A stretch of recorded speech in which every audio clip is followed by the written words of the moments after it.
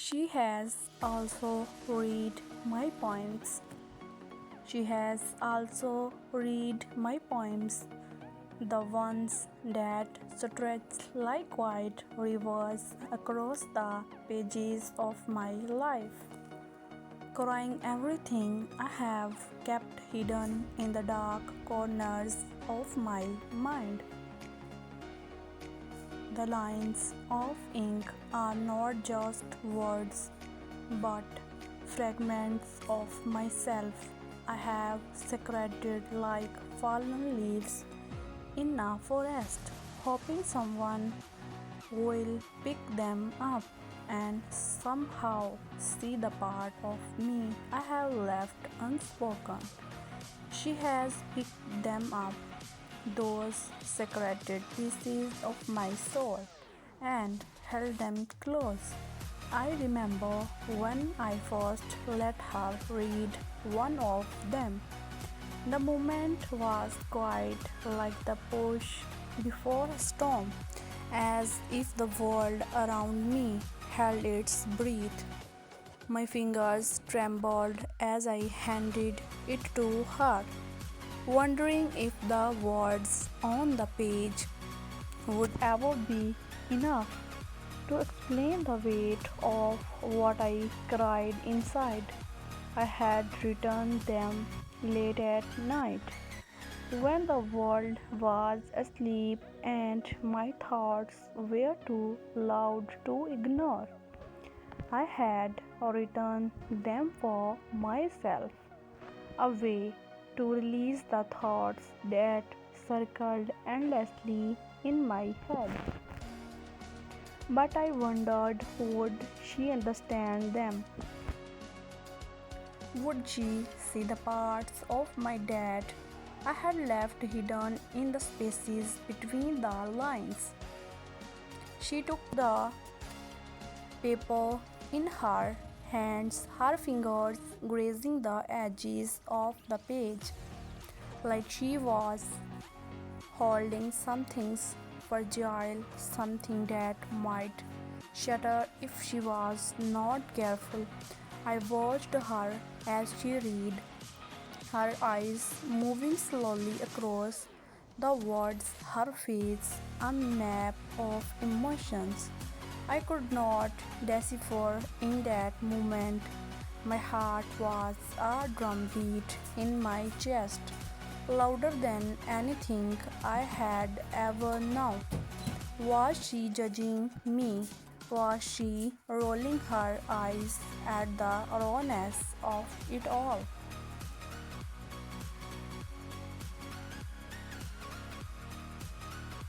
Or was she seeing something in my words that I could never have put into spoken language? I had never felt so vulnerable. Every word felt like a piece of glass, sharp and fragile, and I was afraid she might drop it. I was afraid she might not understand the truth I had tried to bury in each sentence. But then she finished, and the room seemed to hold its breath with me. The silence stretched out, and I waited for her to speak.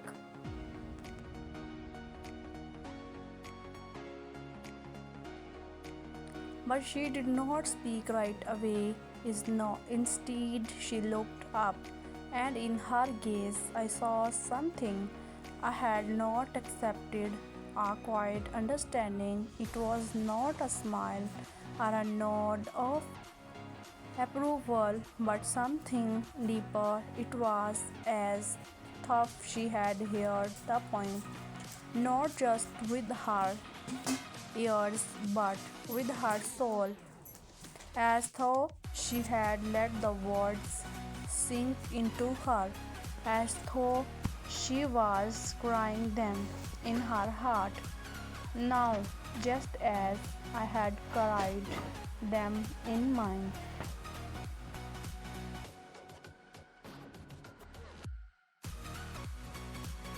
I see you, she said, and in that moment I realized something important. That was all I had ever wanted. Not to be praised for my poetry, not for her to analyze every metaphor, but to be seen, truly seen in all my imperfection, my fragility, my hopes, my fears, to be understood without needing to explain everything. And in her simple words, in the way she held my vulnerability with such tenderness, I felt something shift inside of me. She had read my poems, and in reading them, she had read me.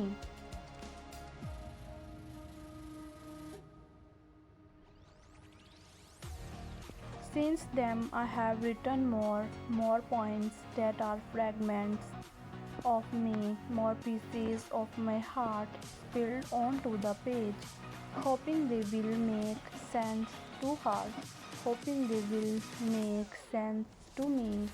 Every poem is a conversation between us, a way for me to say what I cannot say out loud.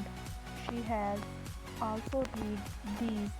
Each time I wonder if she will see something new, if she will find something hidden in the ink, or if she will know me just a little more than she did before.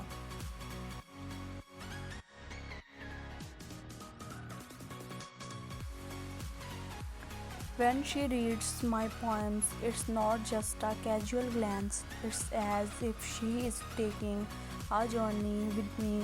I feel her enter my world of words where everything is magnified, where even the smallest details carry weight, and she walks beside me, not rushing, not moving ahead, but allowing each word to unfold at its own pace, as if every syllable has something important to say.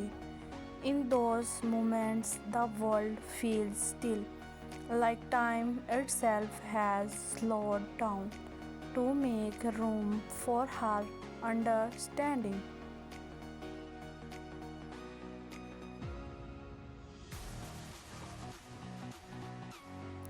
It is the beautiful thing to be seen in this way, to know that someone can hear the things you cannot speak, can feel the emotions that hide behind your smile. When she reads my poems, I no longer feel the need to explain myself. There is no pressure to make her understand, no fear of being misunderstood. She knows me in ways that words cannot explain. She knows me because she has listened, truly listened to what I have written, and she has taken it into herself as though my words are part of her now too. There is something scared in this exchange, something I never thought I would find. I have shared my most vulnerable parts with her, and she has accepted them without question, without hesitation.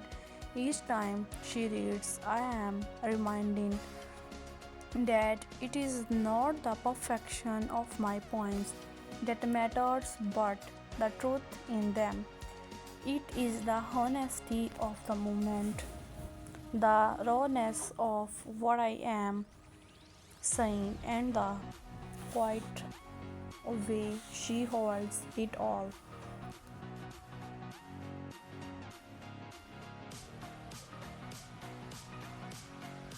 I have written for myself, yes, but I have also written for her, for the one who understands, who knows that there is more to a poem than its surface, that the spaces between the words are where the real meaning lies.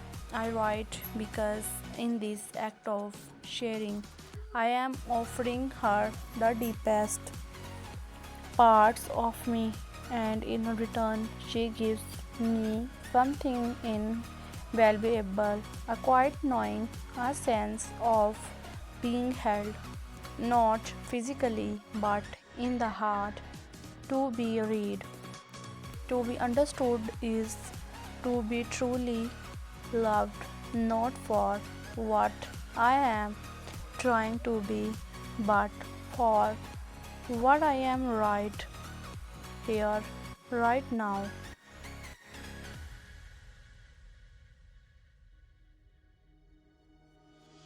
Sometimes, after she reads, she will sit in silence as if she is letting the words sink into her, as if she is letting them grow roots inside her heart. I don't always know what she's thinking, but I don't need to because I know that she is thinking, that she is feeling, that she is crying me words with her, and in that I find a quiet peace. It is enough to know that she is there.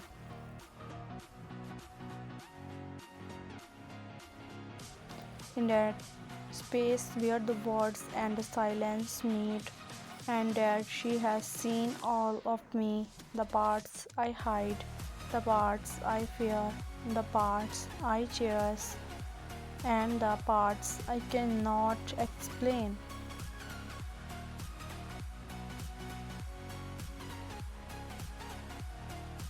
She has also read my poems, and in doing so, she has done something more. She has given me a place to rest, a place where I can be myself without fear of judgment, without fear of being misunderstood. She has given me a home in her heart, and that more than anything else is what I have always needed.